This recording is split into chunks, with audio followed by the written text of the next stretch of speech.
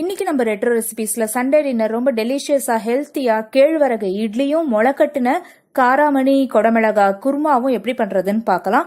இதே மாவையே நம்ம தோசைக்கும் யூஸ் பண்ணிக்கலாம். வாங்க எப்படி பண்றதுன்னு பார்க்கலாம். இந்த சேனலை இது வரைக்கும் சப்ஸ்கிரைப் பண்ணாதவங்க சப்ஸ்கிரைப் பண்ணிக்கோங்க. வாங்க இட்லிக்கான மாவு ப்ரிப்பரேஷனை பார்த்துடலாம். இதுக்கு நான் இன்னைக்கு 2 ஆழாக்கு இட்லி அரிசி எடுத்திருக்கேன். அதே 2 ஆழாக்கு கேழ்வரகு. நீங்க எந்த கப் எடுக்கிறீங்களோ அதே கப்ல இந்த மெஷர்மெண்ட்டை ஃபாலோ பண்ணிக்கோங்க. 2 ஆழாக்கு அரிசி 2 ஆழாக்கு கேழ்வரகுக்கு நான் 1 ஆழாக்கு உளுத்தம்பருப்பு எடுத்திருக்கேன். நீங்க அதே மாதிரி 1 கப் உளுத்தம்பருப்பு அது கூட 1 பிடி உளுத்தம்பருப்பு கூட சேர்த்து போட்டுக்கோங்க. இப்ப அரிசியும் கேழ்வரகையும் ஒன்னா ஊற வச்சு நம்ம அரைச்சிக்கலாம். அதை உளுந்த எப்பயும் அரைக்கிற மாதிரி தனியா அரைச்சிக்கணும். நல்லா ஒரு 2 டைம்ஸ் அதை வாஷ் பண்ணிட்டு ஊற வைக்கலாம். நல்லா அதில் இருக்க மண் குப்பையெல்லாம் போகிற அளவுக்கு 2 or 3 டைம்ஸ் அந்த கேழ்வரகு நல்லா வாஷ் பண்ணிக்கோங்க. இதை குறைஞ்சது ஒரு 3 மணி நேரமாவது ஊற வைக்கணும். உளுந்தையும் வாஷ் பண்ணிட்டு நல்லா தண்ணியில் ஊற வச்சுக்கோங்க. உளுந்தை நல்லா பந்து மாதிரி அரைச்சி எடுத்தாச்சு.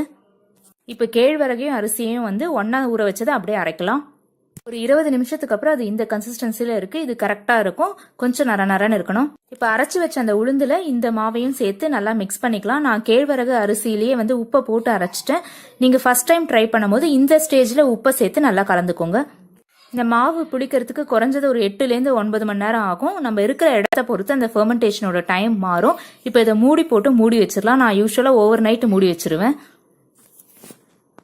இப்போ வாங்க இதுக்கான சைட் டிஷ் எப்படி ப்ரிப்பேர் பண்ணுறதுன்னு பார்க்கலாம். ரொம்ப டேஸ்டியாக சூப்பராக டிஃப்ரெண்ட்டாக இதுக்கு ரொம்ப மேட்சிங்காக இருக்கும். இதுக்கு ஒரு பேனில் 1 டேபிள் ஸ்பூன் சோம்பு எடுத்துக்கோங்க. அப்புறம் 1 டீஸ்பூன் உங்களுக்கு விருப்பப்பட்ட மசாலா எது வேணாலும் எடுத்துக்கலாம்.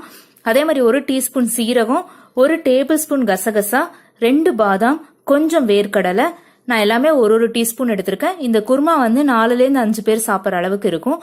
3லேருந்து 4 பல்லு பூண்டு, ஒரு சின்ன துண்டு இஞ்சி, 2 பச்சை மிளகா, ஒரு 4-5 சில்லு தேங்காய். இது எல்லாத்தையுமே நீங்க ட்ரை ரோஸ்ட் பண்ணிக்கோங்க.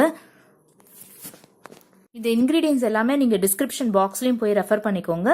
இது நல்லா ஆறுனதும் ஒரு ஸ்மூத் பேஸ்டா நம்ம அரைச்சிக்க போறோம். இது கூட நான் ஒரு அரை தக்காளியையும் 1/2 வெங்காயமும் சேர்த்திருக்கேன். பொடியில 1/2 டீஸ்பூன் மஞ்சத்தூளும் 1 டீஸ்பூன் தனியாத்தூளும் சேர்த்திருக்கேன். இப்போ நம்ம ப்ரெஷர் குக் தான் பண்ண போறோம். ஒரு சின்ன பேன்லயோ குக்கர்லயோ 2 டேபிள் ஸ்பூன் எண்ணெயை விட்டுக்கோங்க. அந்த எண்ணெய் நல்லா சூடானதும் ஒரு சின்ன சைஸ் வெங்காயத்தை ரஃபா சாப் பண்ணி நான் சேர்த்திருக்கேன். நீங்க அளவு அதிகமா செய்யறதா இருந்தா அந்த வெங்காயம் தக்காளி எல்லாமே அதிகமா எடுத்துக்கணும்.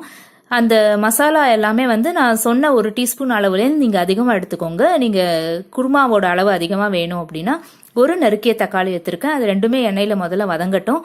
ஒரு 1 or 2 செகண்ட்ஸ் சும்மா பரட்டிக்கோங்க போதும். அதுக்குள்ள அந்த மிக்சியில நம்ம போட்டதை நல்லா ஸ்மூத் பேஸ்டா தேவையான அளவு தண்ணியை விட்டு அரைச்சி எடுத்துக்கோங்க. நல்லா ஸ்மூத்தா இருக்கணும் அந்த பேஸ்ட். அப்பதான் இந்த குருமாக்கு ரொம்ப டேஸ்டா இருக்கும் அது. இது கூட நான் இன்னைக்கு கொடமிளகா சேர்க்க போறேன். இந்த கொடமிளகாவை நான் இன்னைக்கு மஞ்சள் கொடமிளகாவையும் ரெட் கலர் கொடமிளகாவும் எடுத்திருக்கேன். நீங்க இல்லை அப்படின்னா பச்சையும் எடுத்துக்கலாம். இல்லை இது கூட சேர்த்தும் பச்சை எடுத்துக்கலாம். கொடமிளகாவும் இந்த காராமணியும் சேரும் போது இந்த குருமாவோட டேஸ்ட் சூப்பரா இருக்கும். இந்த காம்பினேஷன் ரொம்ப டிஃப்ரெண்டா இருக்கும். நீங்க இதை ட்ரை பண்ணி பாருங்க. அதுவும் இந்த மாதிரி மில்லட்ஸ் இட்லி தோசைக்கு இது அருமையான காம்பினேஷன்.